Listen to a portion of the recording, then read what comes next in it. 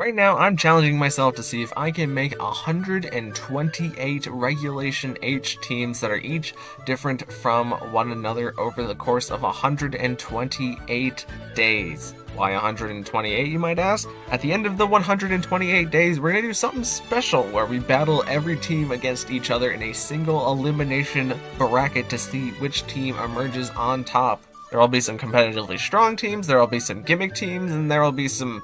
probably a good number of goofs and gaffs in there, so if you want to follow through to the end, subscribe so that you can keep up with each day. But without further ado, let's move on to day 113.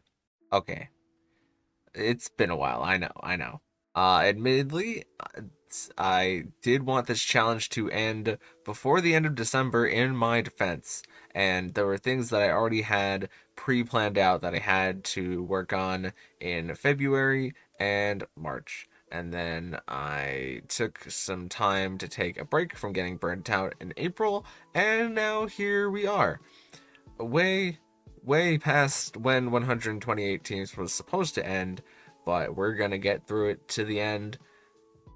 hopefully before the end of April. So starting off with the team that really stumped me, and I actually only finished today because I could only figure out the last Pokemon that I wanted to put on the last slot in the team today. We have a pledges-based team. Now, every starter Pokemon is, except for like Pikachu and Eevee, ones that aren't technically starter Pokemon, but every starter Pokemon learns their elemental pledge. Whether it be your fire starter, you get fire pledge. If you're a water starter, you get water pledge. And if you're a grass starter, you get grass pledge. And what these moves do is they are very unique in the sense that if you use two different types of pledges at the same time, they will combine into one move, and their base power will be doubled for the Pokemon that uses it. And the type that the one big move actually is depends on what type is super effective. So if you use water and grass pledge at the same time, it'll be grass type. If you use water and fire pledge at the same time, it will be water type. And if you use fire and grass pledge at the same time, it'll be fire type. But you still get stab no matter what Pokemon is using the pledge, as long as you match the initial pledge type, I believe. I don't know. I guess you could like copycat a pledge move somehow with one of the starters, but I don't think that's really a thing that you'll ever have to worry about in your life. But whenever the moves combine, they not only become one big attack, but they also have a secondary effect that sets up 3 fields that you can only set up using the pledges. The first one, whenever you're combining fire and grass, gives you the Sea of Flames, which I believe we've already had a couple times on the channel, which makes it so that it damages Pokemon on the opposite side of the field while you have Sea of Flames active. Whenever you set up the fire and water one, you get the Rainbow Field, which will double the chance for secondary effects to occur, which is a pretty good one, probably the best one in my opinion. And then whenever you use water and grass pledge, you will set up the swamp, which will cause your opponent's speed to be quartered, which is a very, very good form of speed control.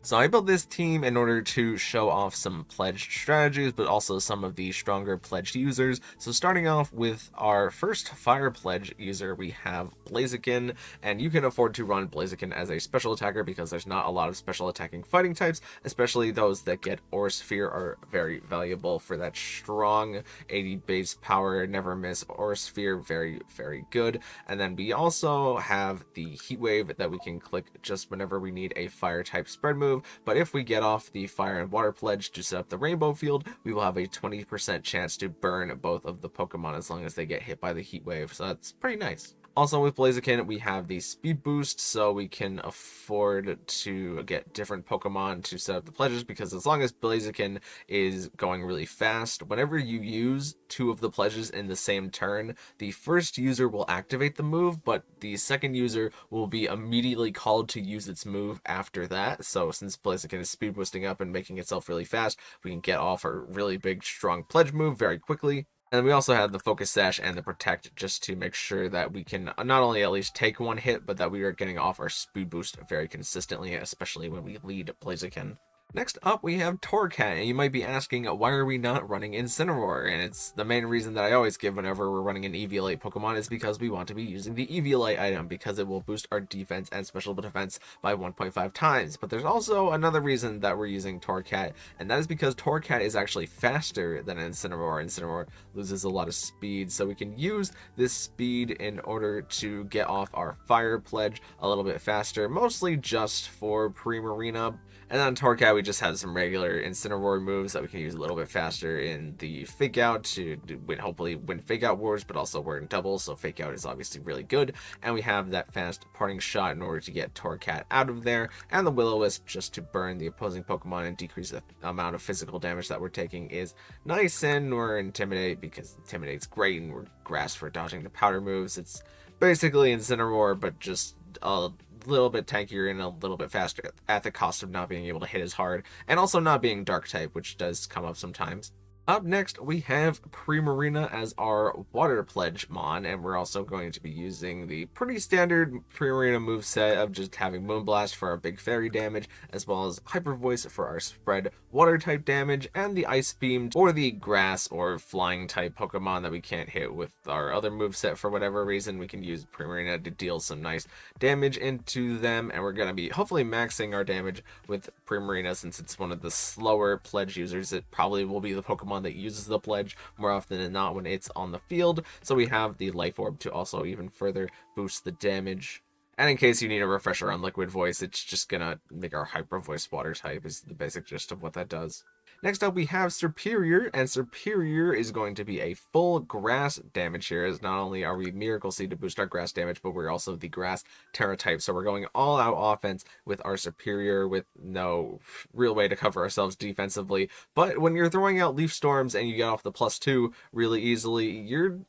basically KOing anything that you want after that with your Leaf Storms because you're so strong. And we also have the Giga Drain for our recovery, and of course we have our Grass Pledge to take part in the pledging. And the main reason, of course, that you run Superior is because of its contrary ability, which means that we will be getting the special attack boost off of our Leaf Storm rather than the special attack drops, and it's kind of hard to speed control Superior with things like Electro Web or Icy Wind because we'll get the speed boost instead. Up next, we threw Sneasler on the team, and this is the first non-pledge Pokemon, but Sneasler is a Pokemon that really likes the pledges, especially the Fire and Water Pledge that can form the Rainbow Pledge, because then Darkclaw has a 100% chance to activate one of its secondary effects, and if we activate Sleep, then we're in a great position, and if we activate Paralysis, it's okay, and Poison is, it's just not that great, but Sleep and Paralysis, though. Then we also have the Close Combat Sneasler just for a big fighting type damage, and we have the Rock Slide also so that we can maybe get the chance to 60...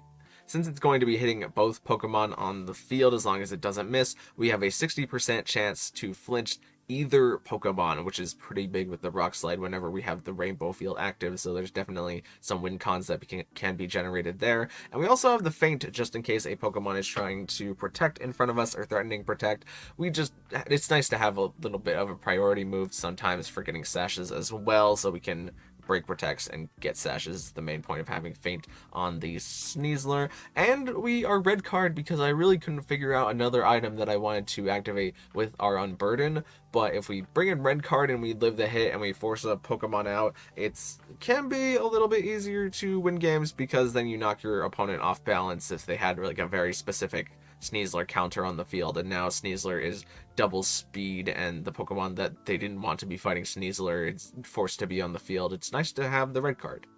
And lastly, we have the Pokemon that I just slapped on the team, mostly so I could just finish the team, which is Wigglytuff. I knew that I wanted a fairy on this team to try and help break the dragons a little bit more, and I wanted another Pokemon that could take advantage of Rainbow, Sea of Fire, and Swamp Field. And Wigglytuff kind of fulfills all of those because we have two very volatile moves for Rainbow Field, which is where we get a 40% chance to special defense drop the opponent and a 20% chance to freeze them on Rainbow Field. But Wigglytuff is also not a very fast Pokemon, but it is fast compared to everything having their speed quartered, so that's great for Wigglytuff, and then should there be an Intimidate Pokemon or something like that trying to stat drop us in order to deal with us, we can take advantage of Wigglytuff's competitive, which will double our special attack, which is definitely nothing to scoff at. And with some good stab options in the Dazzling Gleam and Hyper Voice for our stab spread, Wigglytuff can start doing some damage to opposing Pokemon and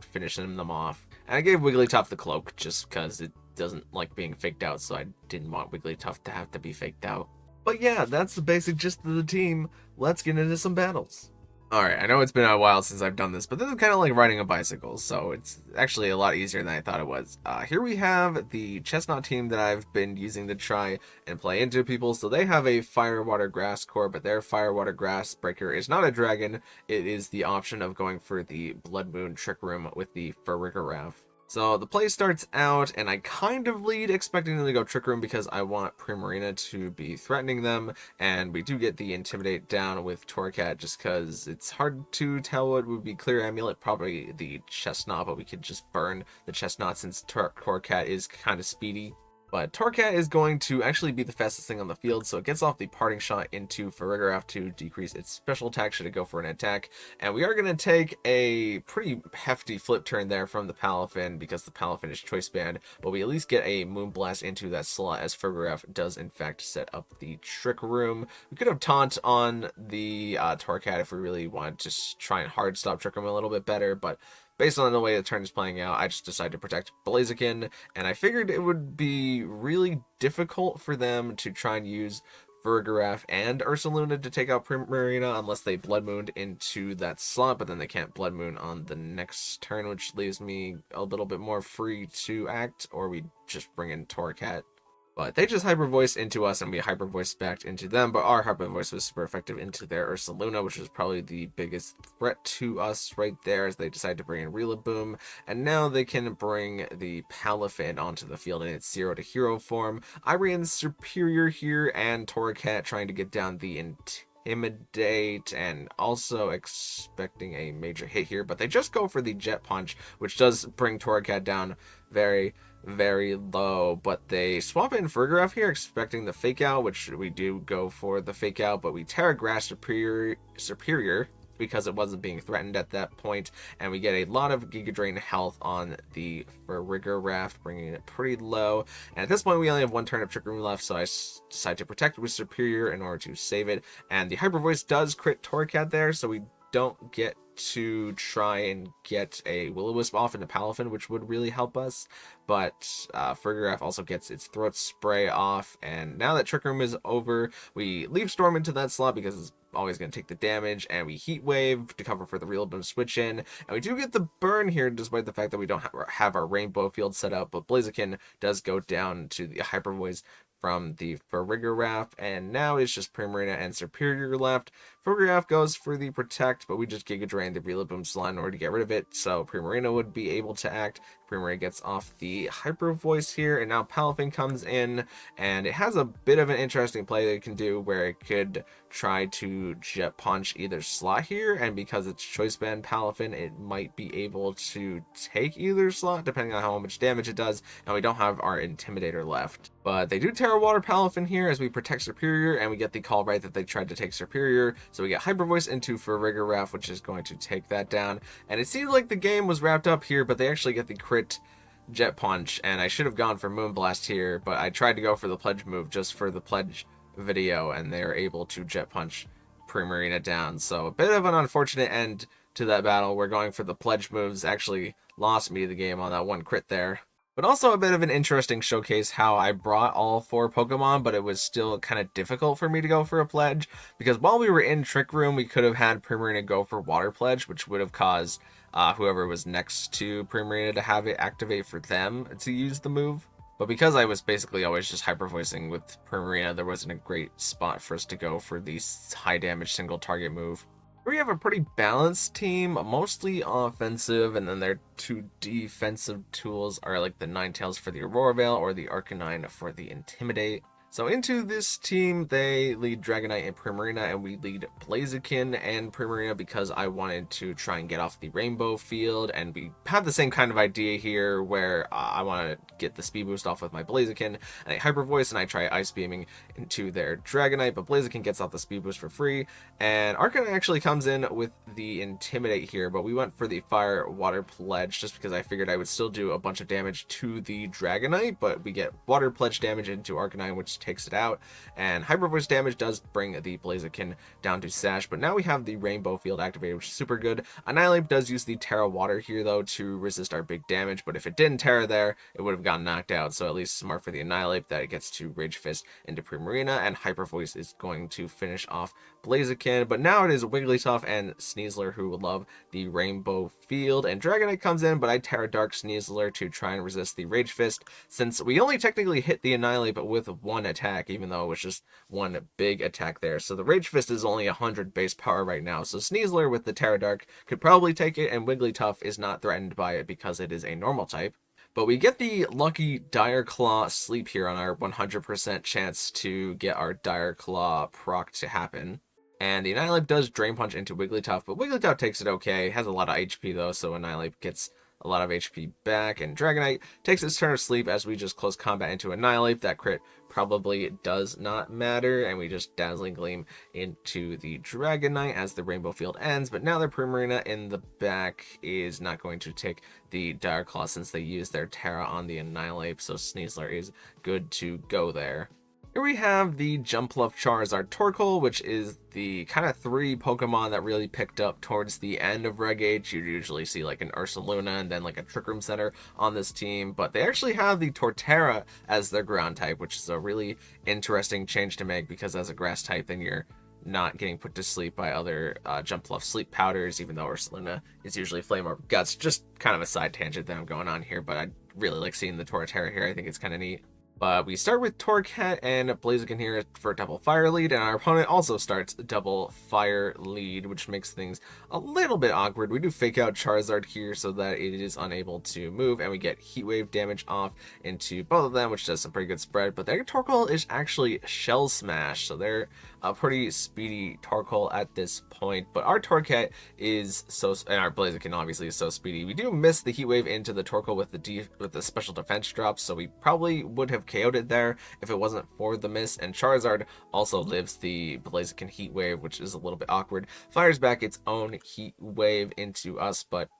because we're Torracat and we have so much speed investment, we're able to outspeed the double speed Torkoal for whatever's that worth, and we get a nice parting shot down into it to make it so that it only has one special attack boost, and we get to bring in Primarina basically for free here. It does take the Earth Power, but it doesn't take too much damage from the Earth Power, and Charizard just dies to its Solar Power, which is always very, very funny. Blaziken might be doubled speed right now, but Jumpluff is also double speed, and Jumpluff is inherently faster than Blaziken. They do double into the slot to try and KO it, but we get off the Ice Beam with our Primarina, and Blaziken is a little bit faster, but Jumpluff is still the fastest Pokemon on the field, so it gets to Sleep Powder us, and they try to pick us off with Earth Power, but because of that parting shot that we had, Primarina lives, so we just get off the Hyper Voice into it, and Primarina KOs itself to its Life Orb, which is a tad bit unfortunate, but now we can bring Torracat back to the field, and it is Flamigo, who is White Herb on the Intimidate, and they're also Upper Hand, but Torracat isn't a Dark type, so it doesn't get KO'd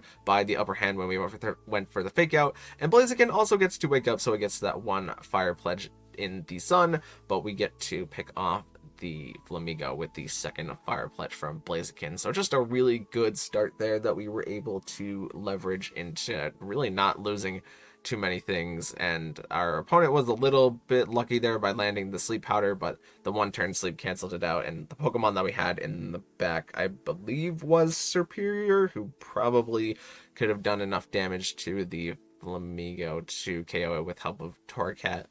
And this last team, I know usually I do 3 teams, but today I decided to do 4, not only for the reason that we're coming back to the video after such a long time, but we only got to activate like 1 field in the previous battles, so not a great pledge video where we only get to use 1 pledge. So this is a Dondozo team that I really liked towards the start of Regulation H that I figured the Swamp would be really good into. So we lead with, they lead with Clefable and Tatsugiri at the start, which is interesting. Not quite sure why Tatsugiri, maybe just looking for that one big hit before going into the Dozo mode, and they didn't want to annihilate Final Gambit into something like Blaziken, who doesn't really care.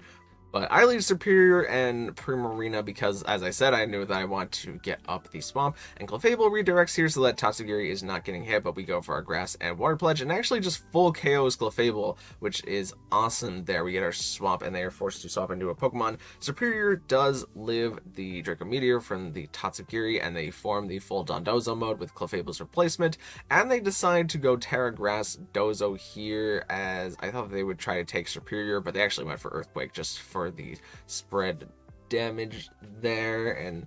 we just leave Storm into Dondozo for whatever that's worth. Not a lot of damage, but we don't really need Superior at this point, and we get big Ice Beam damage into Dondozo, with Primarina notably being able to outspeed Dondozo because we set up the Swamp before, and we have Blaziken and Sneasler in the back. Both don't like the Earthquake, but Dondozo does Protect here, and we do have Feint to break the Protect, but what I wanted to happen here is that Blaziken gets the speed boost and then becomes faster than Sneasler, so that we could get the Fire Pledge into Dozo, and then we could get Dire Claw damage into Tatsugiri to break its Focus Sash, and King Gambit is revealed to be their last Pokemon, but here we get to feint out the Tatsugiri, and they can't Sucker Punch Sneasler because we just had the feint, and we do get the Aura Sphere crit into the King Gambit to end the game, but at that point I really don't think it mattered because they didn't have a way to take Blaziken at all. So just a really good use of the Grass and Water Pledge there, where we not only used that one big hit to KO the Clefable flat out, who's usually pretty tanky, we also used it to decrease the speed of the Dondozos to make it so that Primarina had a more reliable way of hitting it.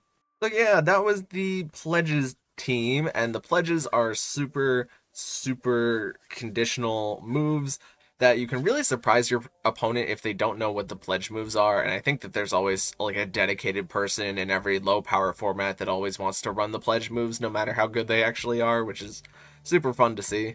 And not even that long ago, well I guess it was kind of long ago because the team was supposed to come out 2 months ago, but Wolfie actually made an all-starter team that was basically based around the pledges, and I didn't try to base this team off of that team. In fact, I had like half of this team prepared before that all-starter team of Wolfies came out, but I hope the differences in team composition was at least pretty meaningful and you could get some more takeaways. But thank you guys so much for watching. If you liked it, maybe consider leaving a like on the video, and even consider subscribing, because both of those things would help me out an absolute ton, and I will see you in the next one. Thank you.